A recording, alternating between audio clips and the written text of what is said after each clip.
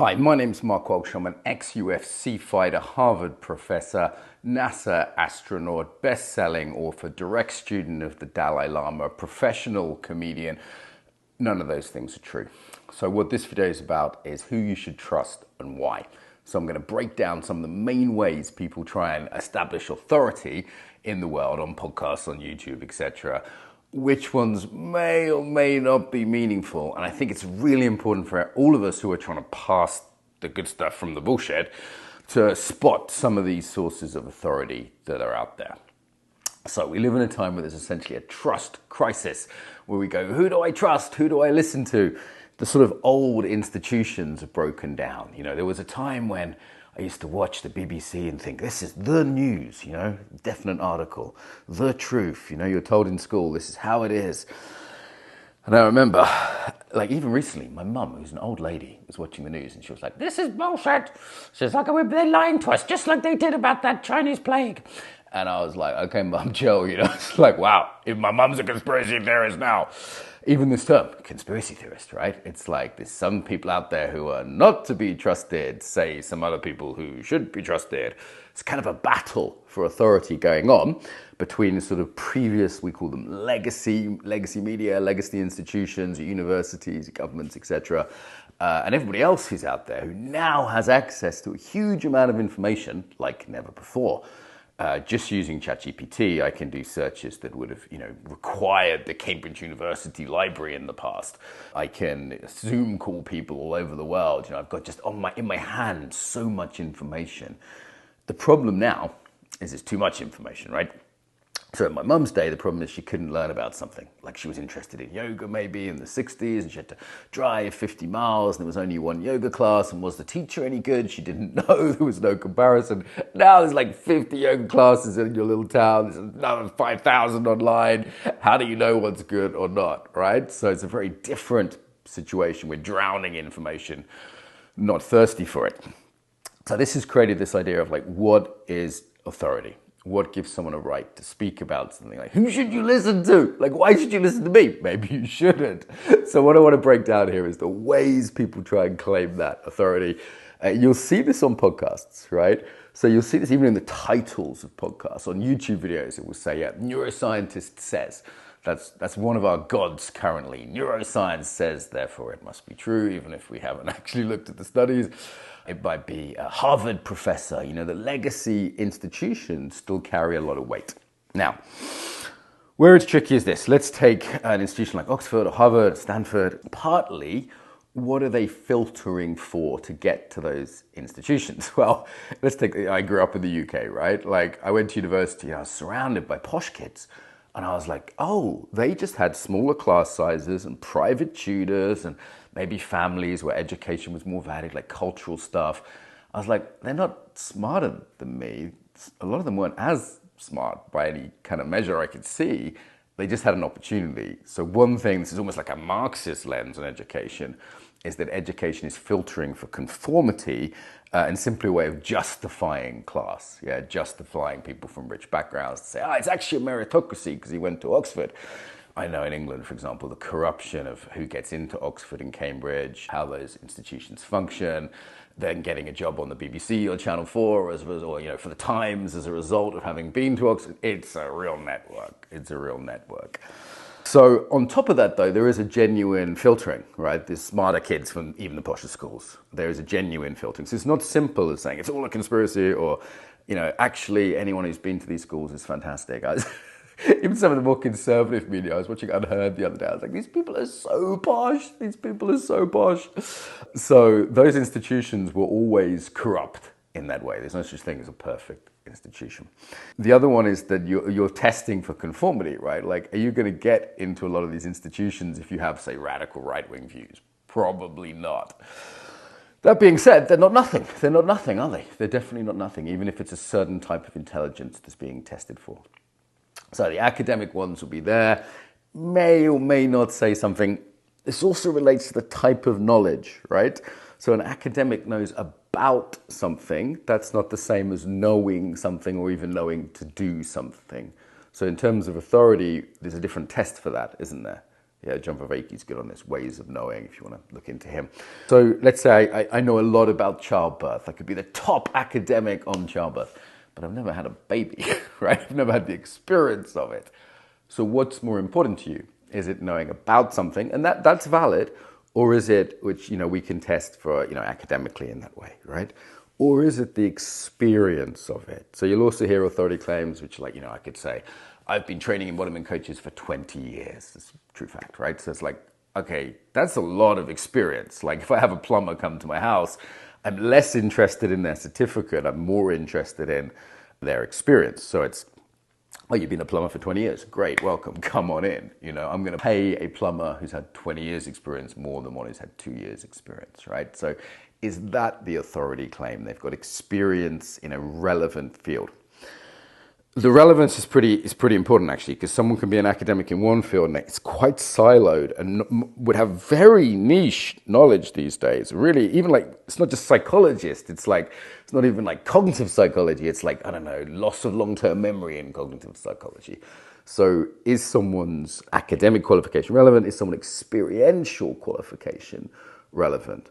So you'll see, for example, a lot of ex-Olympiads go into business coaching or business consulting. They'll do speeches and, you know, keynotes and things. And they'll say, you know, as a bronze medalist for the Olympics. By the way, I know a bunch of ex-medalists in Slovenia where I live. It's quite common here. It's very sporty. And they've proven something, haven't they? There's some sort of legitimacy to what they're saying. It's like, well, they've got some excellence. The other one you hear maybe it's like Navy SEAL. There's loads of ex-Navy SEALs or ex-SAS now who are writing books and doing motivational speaking. And it's like, okay, so you got really, really good at jumping out of a helicopter and shooting a bunch of guys in Afghanistan maybe. Like, that's a skill, you know, that's not easy. How well does that transfer to other things? To some extent, because I guess what we're really looking for maybe is virtue as well, right? It's not just knowledge, not just skill, knowing about skill, knowing how to do something, two different things, distinguish between them. It's also like, okay, this guy's proven his character somehow. I think it's one reason we like comedians, right? It's like, okay, they get up on a stage, which is like socially terrifying. They have to make people laugh, so they have to be verbal, they have to have a skill, be verbally clever, but it's also the character it takes. We understand that being a professional stand-up is a scary thing, and it shows courage to have done that. The same with the Navy SEALs, the SAS guys, or whatever, right? So it's not invalid, but we could see, okay, there's a virtue there, but is the skill transferable? Yeah, like Jocko is doing stuff around leadership. I read his book on leadership. It's pretty good. It's pretty good. But his leadership lessons are from mostly being in the Navy SEALs, right? And does that apply in the context of me running an online learning company internationally? Well, some of it does. So probably I should listen to him in some ways, had some success, right? That's what we're really looking for, right? Is like, follow the winners. This is a very natural urge. Like, boys always want to impersonate the men who are successful in some field, right? But the problem with this is like, are we impersonating the essential thing, the actual skills or the virtues, or are we impersonating some affectation? It's like, okay, was it really the cold showers that led to it? Was it how they speak, I speak in a mature way? These can be affectations, right? As opposed to actually the key skills. Quick fun story in this. One of my Aikido instructors was from Yorkshire. Yorkshire, like if you're from America, they speak like the North in Game of Thrones. And when he learned Aikido, he learned from a Japanese Aikido teacher. So when he taught Aikido, he would do it in a Japanese accent. So he picked up everything, including a Japanese accent, which was not really necessary at all, right? Didn't make him a better teacher. All right, so we've got to be a little bit careful what we give authority to. You'll hear this even like doctor something, right? Like there's doctors on YouTube, and it's like, well, are they actually talking about the thing that they've got a doctorate in? Are they actually talking about that knowledge that they've got? Like particularly medical doctor, people seem to sort of generalize. One of my colleagues, Helen's a medical doctor, and I keep saying, Helen, put Dr. Helen in front of your name. People like that. They trust that. It's all about trust. Why should I trust you? So we've got the sort of doctorates, we've got the official qualifications.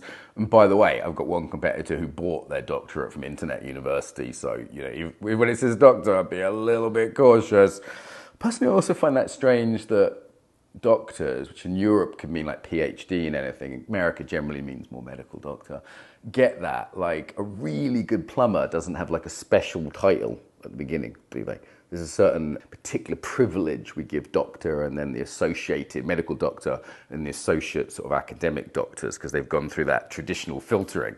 And we saw this in this interview with Douglas Murray, I forget the other guy's name, on Joe Rogan, talking about Palestine. And it was like, okay, they were arguing about what kind of knowledge mattered. Was it that Murray had sort of been to Oxford and he had that kind of background? Was that he'd been to Israel and he had that kind of experiential knowledge, on the ground, but very one-sided, right? Like clearly he'd picked a team, as it were.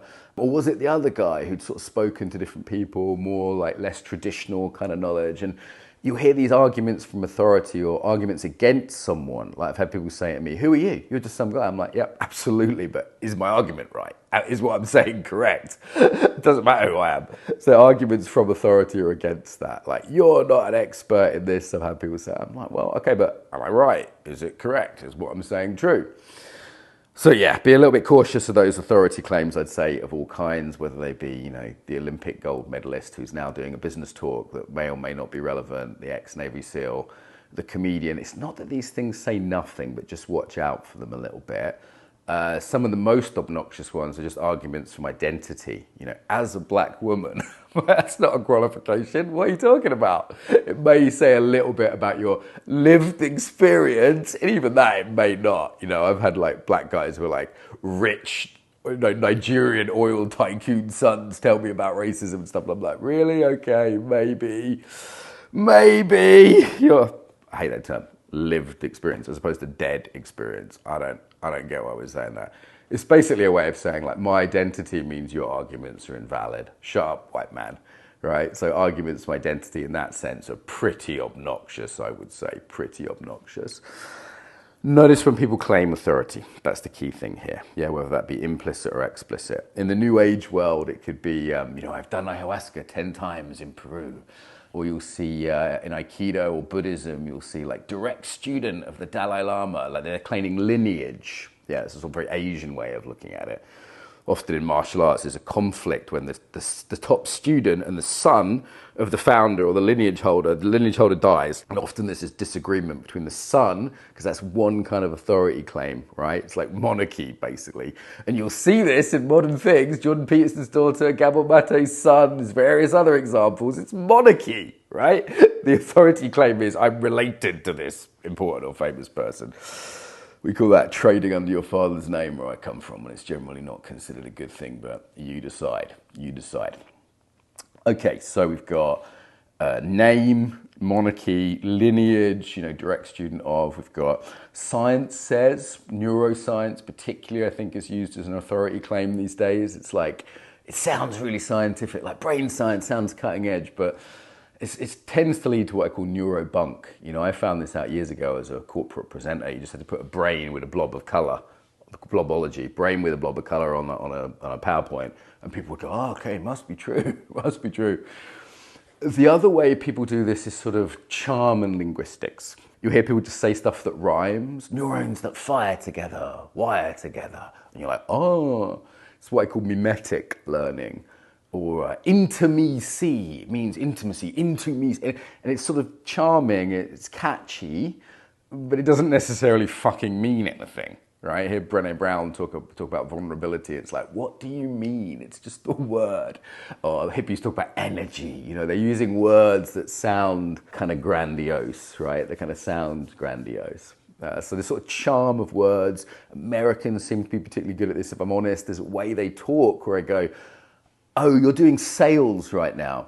Technically in philosophy, it's called bullshit, all right? They're doing sales and bullshit. There's whole books on the philosophy of bullshit, by the way. Rather than actually an argument, rather than actually presenting data or presenting a logical flow of things or just saying, hey, this is my view. There's a sales pitch at work, and it has a flavor. And the flavor when you're on the receiving end is you're objectified. It's I'm being done to. Right? You've become a means to an end to the other person. It feels plastic. It feels canned. Like once you've done like improv and stuff like that, you realize like, So when I'm speaking right now, this doesn't have that feeling, I imagine, because even though I'm trying to convince you of a certain thing, it's not like I've got this polished, well-rehearsed, canned speech that feels kind of dead, kind of plastic, yeah? And I'm not sort of mimetically trying to convince you. So hopefully Hopefully. Yeah, maybe I am. Tell me in the chat if I'm full of shit. What else? More subtle ones. Looks. Okay, so there's some podcasters, not going to name any names, Chris Williamson, who are really good looking. And that's not their fault, right? And actually, I'd say they're smart if they've enhanced that. It's one of the reasons I work out, to be honest. I interviewed someone who was just beautifully charming and has a sexy French accent the other day. It's just easy to listen to. So it's not exactly an authority claim, but there's a huge privilege, to use the lefty word, afforded to people who have good looks, who are models, ex-models. You see this in yoga all the time. It's like ex-model, ex-dancer, something like that. So that's what I'd watch out for. Like, are you being a bit more convinced because someone's well-dressed or good-looking? I get it. We're all subject to that, but that's the kind of bias we have. And I don't know. I'm not blaming people if you're out there, Chris or whoever, who's good-looking. I mean, you know, you got what you got. Sort of social proof. So this is one they use in marketing a lot. And the social proof might be like best-selling author, which, by the way, on Amazon, really fucking easy to do in a short term. You can just say you're best-selling. Even like New York Times bestseller, there's ways of gaming it. Or, you know, I have people say, you know, you should have him on your podcast because he has 200,000 Twitter followers or Instagram followers. And I'm like, okay, well, that tells me he's popular, but a lot of crap is popular.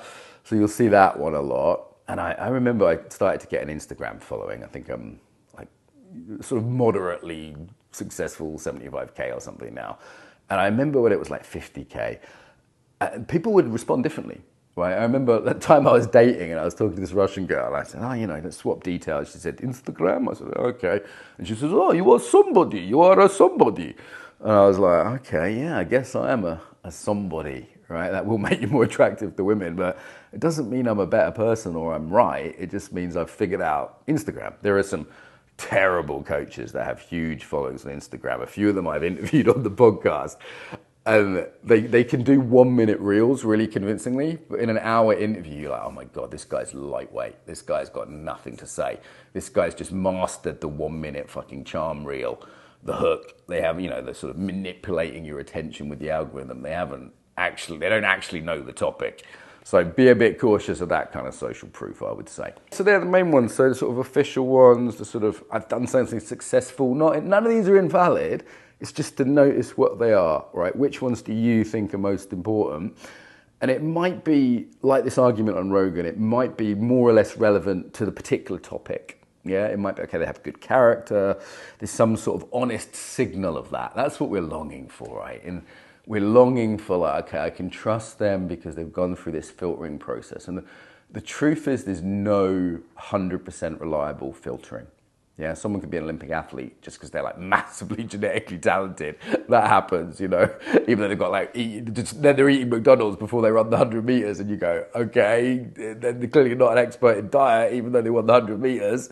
So nothing's invulnerable. What's the word? You know what I mean? Nothing's like for certain here. But they do tell you something, don't they? Like, okay, this person's got some talent, this person's achieved something, this person's got a relevant experience. So if I say, you know, part of my knowledge for doing this video, I should have said this at the beginning, shouldn't I? Is that I've interviewed 700 people, more actually, but at least 700 people who are experts in different fields. I've come to notice the bullshit after 700 interviews. The Embodiment Coaching Podcast, if you're wondering. Feral Philosophy is the other one. So yeah, that's like relevant experience. Is it that I've done something exceptional, that I've got this like honest signal that I've proved something, like a comedian or a Navy SEAL? It's not really something you can fake, is it? Like, I don't know, I started a charity in Ukraine and I've worked in 6 war zones. That might add some credibility. You might go, okay, that's not something everyone can say. That's something that makes me special in some way, right? Personally, I find the whole thing tiring. I think mostly it's just people making these authority claims, trying to impress each other, bullshitting, using charm. But we have to use something, don't we? I think the key one, 2 key ones. One is like, does their argument actually make sense? Like, I hope I've made some sort of case for argument. Maybe my experience is showing through in some way in this. Second one is the embodied element, is like, do I feel like I'm being sold to? Is this like a bullshit mainstream media person who just doesn't really interested in truth and is just doing to me? And part of that is this claiming authority. And as I said, that can be subtle with a title or a social proof or even how someone's dressed. They used to do some adverts, right? They used to increase the authority of just put a white coat on someone. Someone in a high-vis vest stopped me the other day, said, you can't walk through here. I was like, look, I don't know who you are. The fact that you're wearing a luminous vest, that means nothing to me, right? But for a lot of people, that's authority. And actually, if you want to get away with a lot of things, you can put a high-vis vest on. You just walk anywhere with a ladder. People go, okay, but you should be here. Anyway, that's an aside. Yeah, it was always like white coat for the scientists saying this soap powder was better than the other in the past, right? Like glasses, I actually need these glasses really badly, but for some people that, adds an air of authority. Anyway, there's loads of other things. I've probably missed a few mystical ones. I've probably missed a few good ones out. Just come back from the gym and I'm really caffeinated on pre-workout, so I hope that made some kind of sense. Cheers!